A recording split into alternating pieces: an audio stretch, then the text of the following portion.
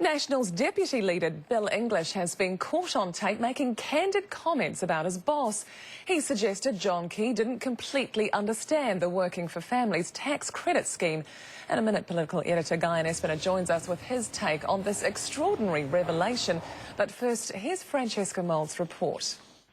Bill English busy in his public speaking role, but it's his private comments that have got him in trouble. His conversation at a National Party cocktail function secretly recorded. Listen to how he thinks the public views his leader. And I said anything, that nice man, Mr. Key, he's pretty smart. He'll get me a bit more.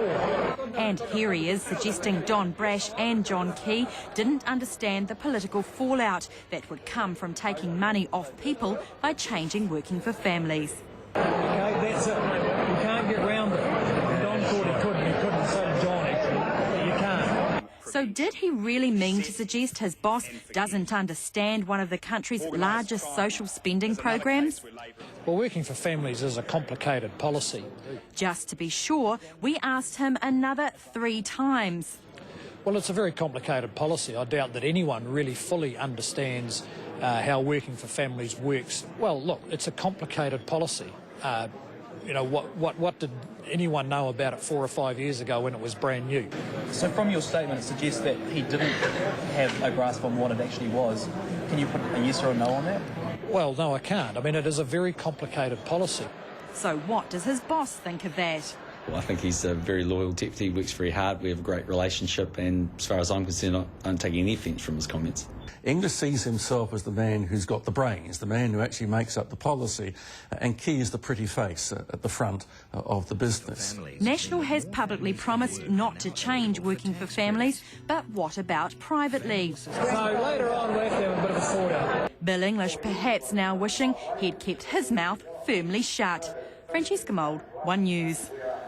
Well, political editor Guyon Espiner joins us now for more on this. Guyon, how damaging is this for National? Well, Wendy, it is damaging because Bill English has not only undermined his own leader, he's undermined his party's position on a very sensitive issue, that is whether or not to sell state assets. Here's what Bill English had to say on that secret tape about whether or not National would sell KiwiBank. Well, eventually, but not now.